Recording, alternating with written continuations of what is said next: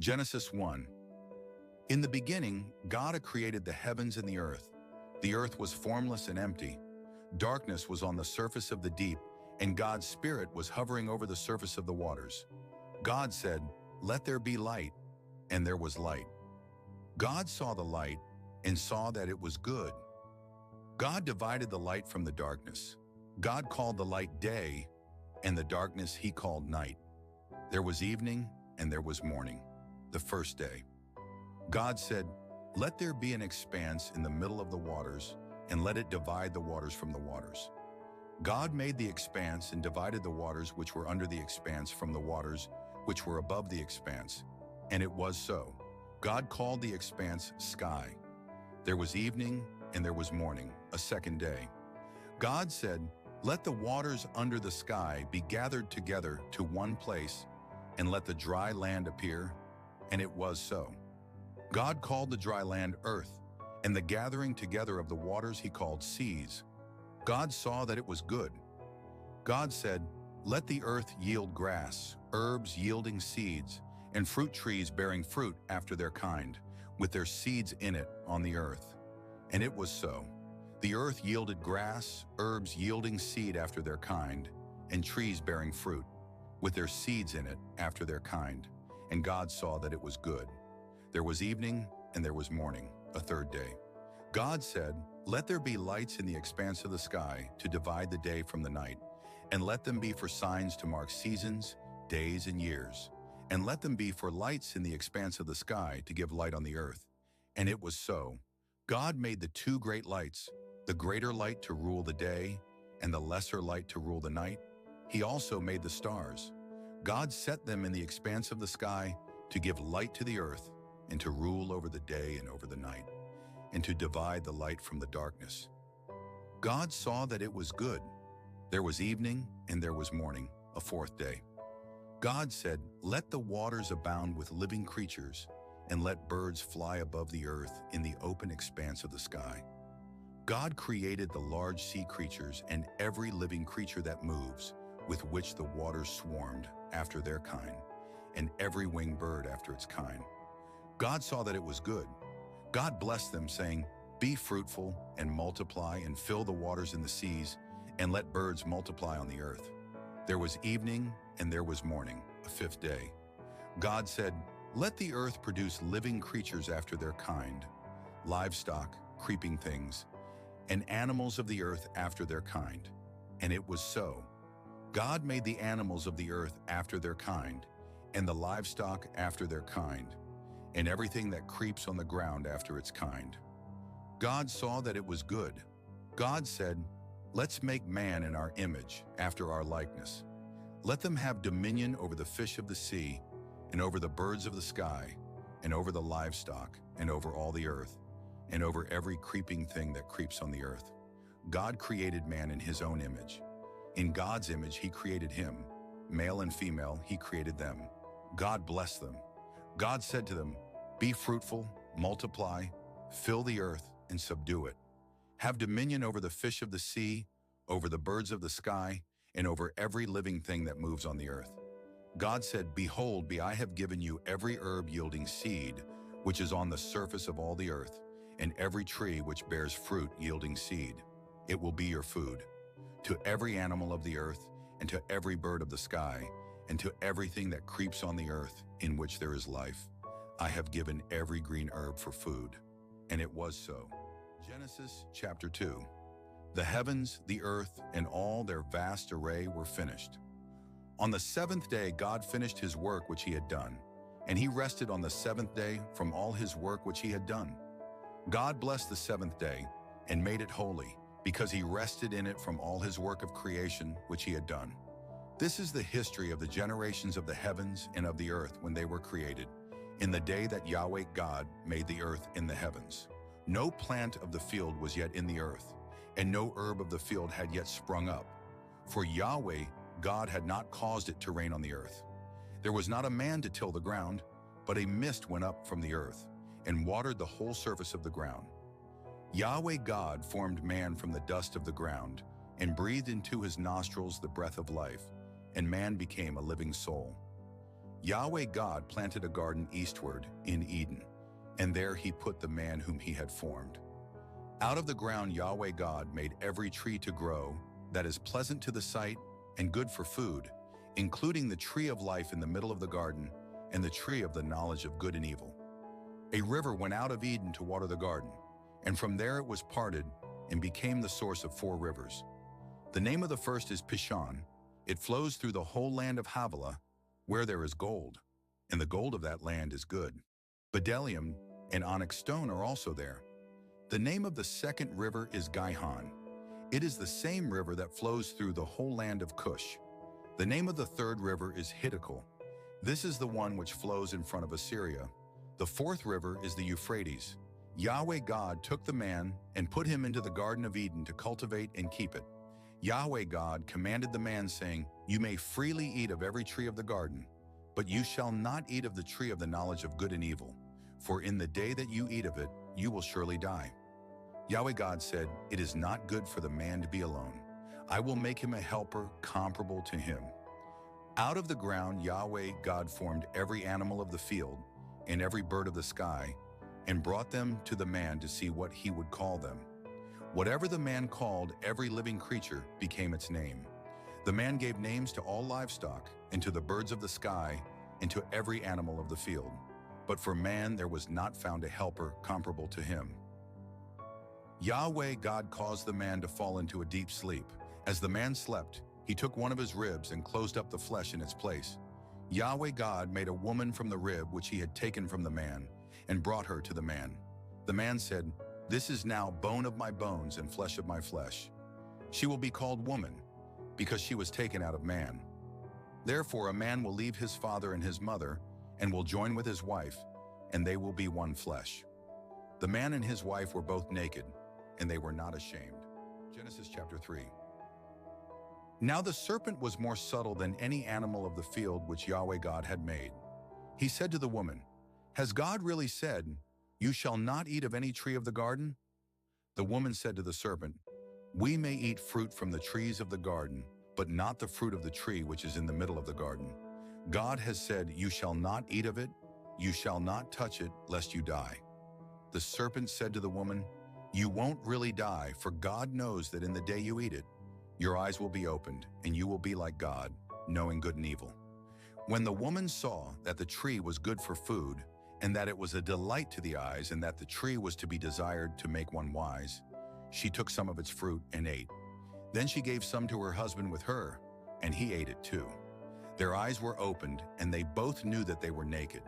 They sewed fig leaves together and made coverings for themselves.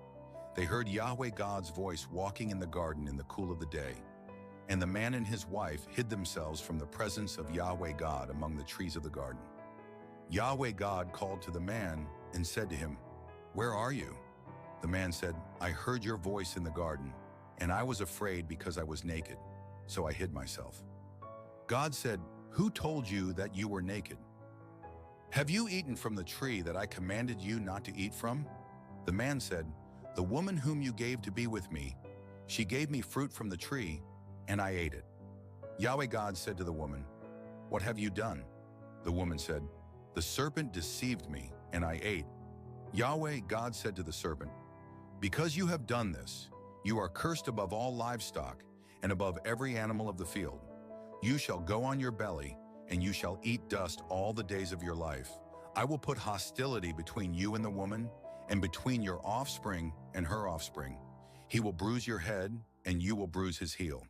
To the woman he said, "I will greatly multiply your pain in childbirth. You will bear children in pain. Your desire will be for your husband, and he will rule over you."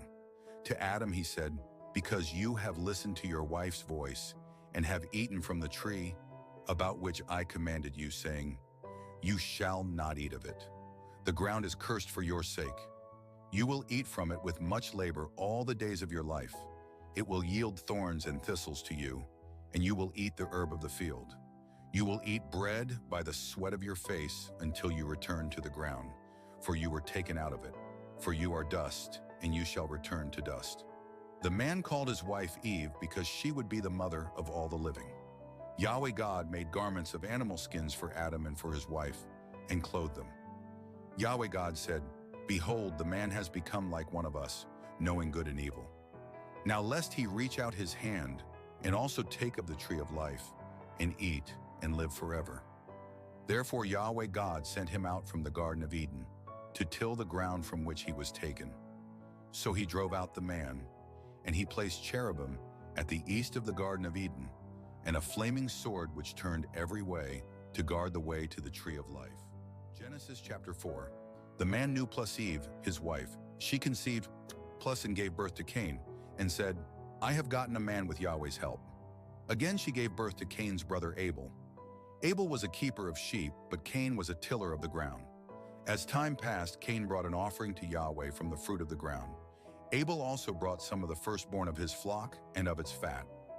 Yahweh respected Abel and his offering, but he didn't respect Cain and his offering.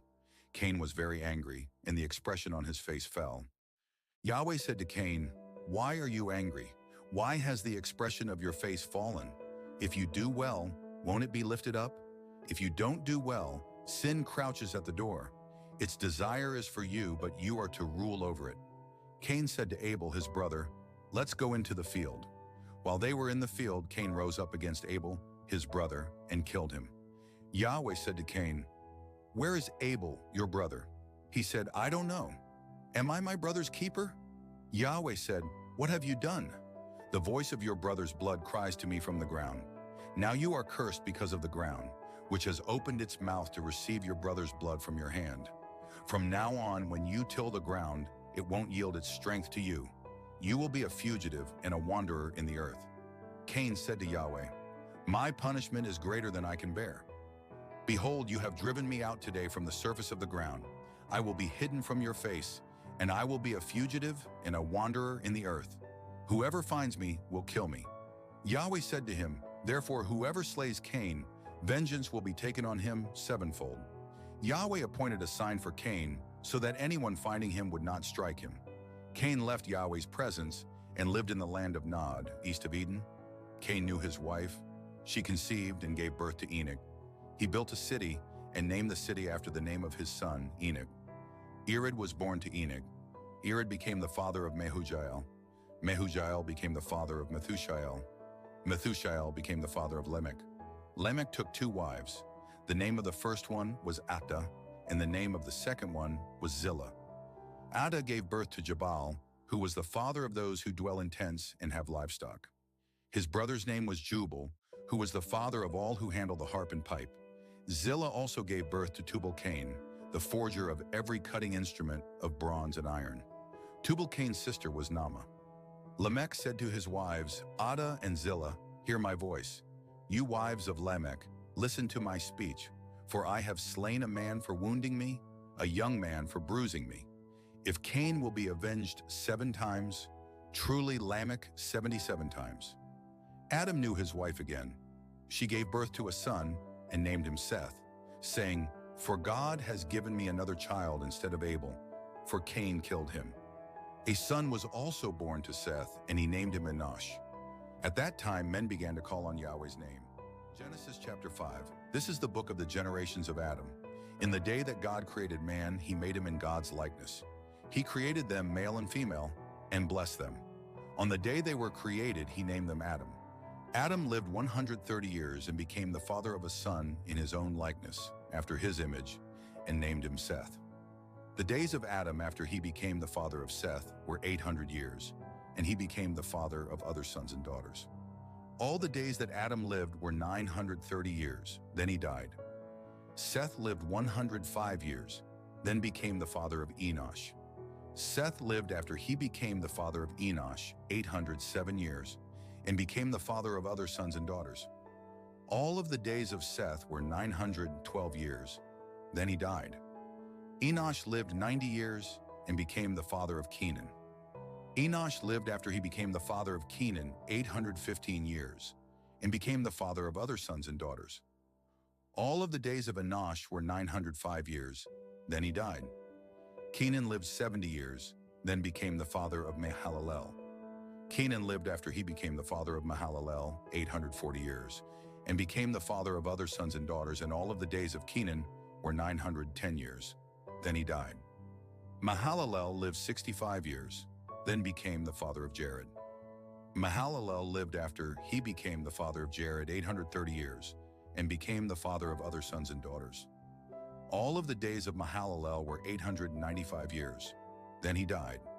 Jared lived 162 years, then became the father of Enoch. Jared lived after he became the father of Enoch 800 years, and became the father of other sons and daughters.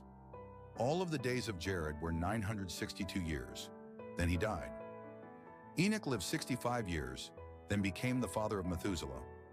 After Methuselah's birth, Enoch walked with God for 300 years and became the father of more sons and daughters. All the days of Enoch were 365 years. Enoch walked with God, and he was not found, for God took him. Methuselah lived 187 years, then became the father of Lamech. Methuselah lived after he became the father of Lamech 782 years, and became the father of other sons and daughters. All the days of Methuselah were 969 years, then he died. Lamech lived 182 years, then became the father of a son. He named him Noah, saying, "This one will comfort us in our work and in the toil of our hands, caused by the ground which Yahweh has cursed." Lamech lived after he became the father of Noah 595 years, and became the father of other sons and daughters. All the days of Lamech were 777 years, then he died. Noah was 500 years old, then Noah became the father of Shem, Ham, and Japheth. Genesis chapter 6. When men began to multiply on the surface of the ground, and daughters were born to them, God's sons saw that men's daughters were beautiful, and they took any that they wanted for themselves as wives. Yahweh said, "My spirit will not strive with man forever, because he also is flesh. So his days will be 120 years. The Nephilim were in the earth in those days, and also after that, when God's sons came into men's daughters and had children with them. Those were the mighty men who were of old, men of renown. Yahweh saw that the wickedness of man was great in the earth, and that every imagination of the thoughts of man's heart was continually only evil. Yahweh was sorry that he had made man on the earth, and it grieved him in his heart. Yahweh said, "I will destroy man whom I have created from the surface of the ground, man along with animals, creeping things and birds of the sky, for I am sorry that I have made them." But Noah found favor in Yahweh's eyes. This is the history of the generations of Noah. Noah was a righteous man, blameless among the people of his time. Noah walked with God. Noah became the father of 3 sons, Shem, Ham, and Japheth. The earth was corrupt before God, and the earth was filled with violence. God saw the earth and saw that it was corrupt, for all flesh had corrupted their way on the earth. God said to Noah, "I will bring an end to all flesh, for the earth is filled with violence through them. Behold, I will destroy them and the earth. Make a ship of gopher wood. You shall make rooms in the ship, and shall seal it inside and outside with pitch. This is how you shall make it. The length of the ship shall be 300 cubits, its width 50 cubits, and its height 30 cubits. You shall make a roof in the ship, and you shall finish it to a cubit upward. You shall set the door of the ship in its side. You shall make it with lower, second, and third levels. I, even I, will bring the flood of waters on this earth, to destroy all flesh having the breath of life from under the sky. Everything that is in the earth will die. But I will establish my covenant with you. You shall come into the ship, you, your sons, your wife, and your sons' wives with you. Of every living thing of all flesh, you shall bring 2 of every sort into the ship to keep them alive with you. They shall be male and female. Of the birds after their kind, of the livestock after their kind, of every creeping thing of the ground after its kind, 2 of every sort will come to you to keep them alive. Take with you some of all food that is eaten, and gather it to yourself, and it will be for food for you and for them." Thus Noah did. He did all that God commanded him. Thank you for joining us on this journey through the first 6 chapters of Genesis. From the creation of the heavens and earth to the story of humanity's beginnings, we've seen the foundational truths that shape our faith. As we close out these chapters, I encourage you to reflect on the lessons we've learned about God's power, His purpose, and His promises. If you've been blessed by today's reading, Be sure to like, subscribe, and hit the notification bell so you don't miss our next episode. We'll continue diving deeper into the scriptures, exploring God's Word together. Until next time, stay blessed and keep listening to the Word. Remember, the Bible is a treasure chest of wisdom and truth. Let's keep opening it, one chapter at a time.